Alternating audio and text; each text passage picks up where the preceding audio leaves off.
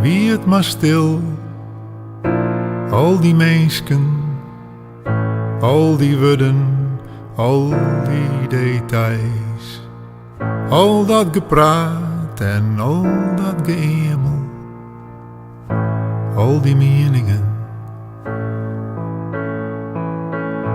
Cavalet van stilte, cavalet van romte.